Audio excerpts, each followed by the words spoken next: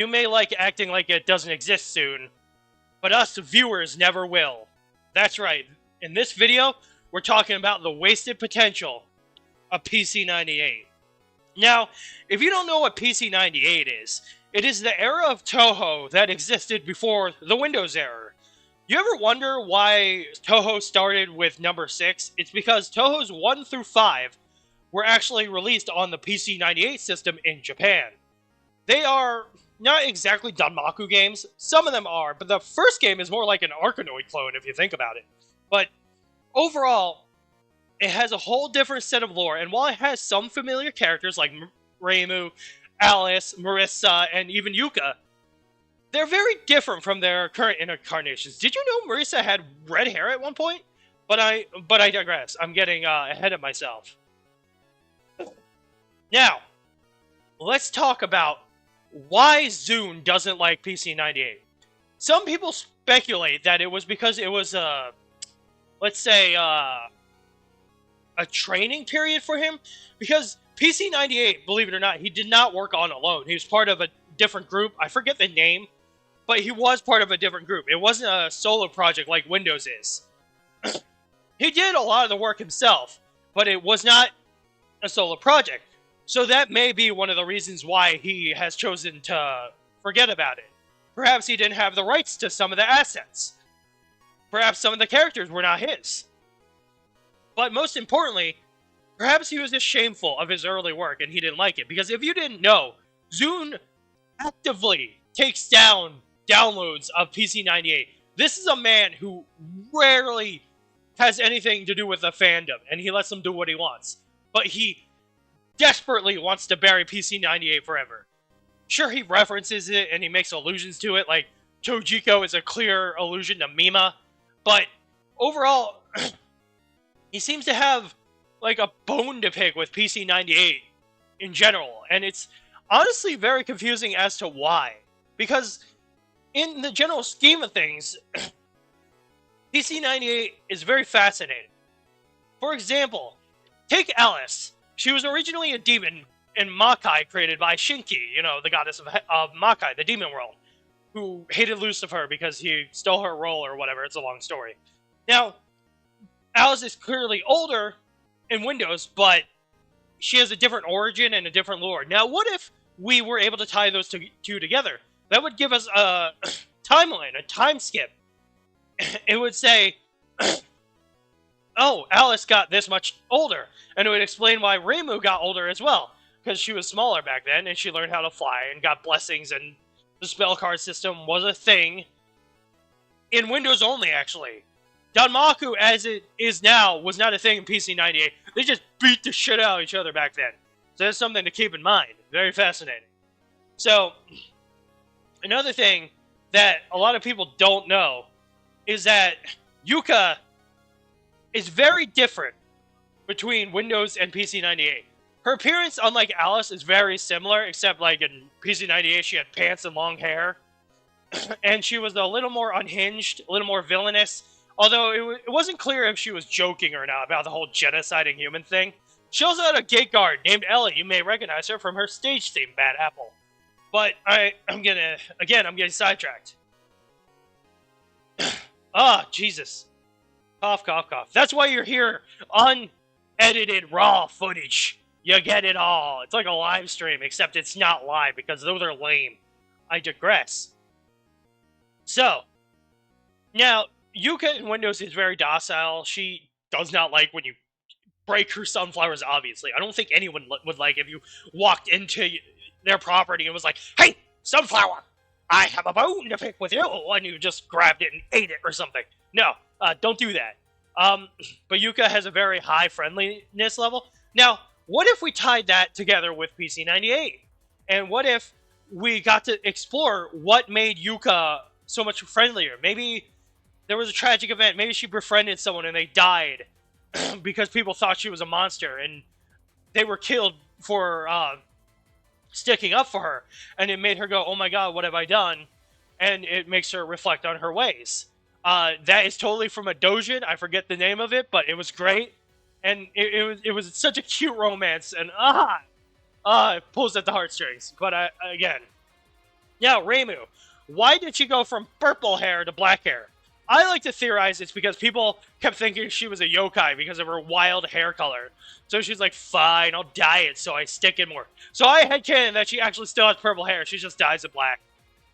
Now, let's talk about other missed opportunities of PC-98. Chiori. She's from a science dimension, as we all know. But it was said that she had her own counterpart in Gensokyo who could use magic. What the fuck? Counterparts with this fairy tale? Is it like Edelos all over again? Imagine if we went back to that kind of plot point. Like, we had counterparts. Like, Reimu had a counterpart in a different world who used science. Or Yuka had a counterpart who's a fairy. Because, you know, that's a theory that she was formerly a fairy. But that's, again, for another video. So, you gotta ask yourself, I wonder what's going on with this Chiori in Gensokyo. And if she had ever shown up, where would it lead? Would it be like an incident? Can the two not meet? Would it create a Spider-Verse fucking into the Chiori-verse? I'd fund that. But, there's so many possibilities with PC-98. Like Meira, the samurai chick, who Reimu mistook for a guy. And then there was Kangura, I believe, who might be an Oni, but we're not all too sure about that. She might have been the first Gyuki, we don't know. We drink some good coffee. But, yes. It's something that keeps me up at night, because I'm not an expert on PC-98 by any means. There are a lot of characters I don't know, as my ranking video indicated. But I still think there's a lot of potential, and a lot of... It's just sad, because I feel like Zune should really give it another shot. Should even re-release it with new assets and maybe, like, spins on old characters, especially if other people own the old assets. Like, give it another shot. Revisit it. Hell, in the manga, Fell Detective Satori, the fucking, what, a Chigetsu, the vengeful spirit, that could have been Mima. It 100% could have been, and we all know that. Instead, we have Annoying, because I don't like her, and she has plot armor out the ass. Guys, if you think Sasuke is bad, look at the fucking villain. She can, like, possess anyone. It's awful, and I don't like the manga. I thought it was going to be, like, a monster of the week, a mystery of the week. Hi, Stack. But yeah, I thought it was gonna like be a mystery of the week kind of thing, but it wasn't. I thought, and that disappointed me. I thought it was just gonna be Satori going around with Orin as her Watson, discovering mysteries and being like, "The culprit is you, Detective Conan style." But no, it was just some vengeful spirit who no one cares about really. And if you do, I'm so sorry. You have a bad taste in characters.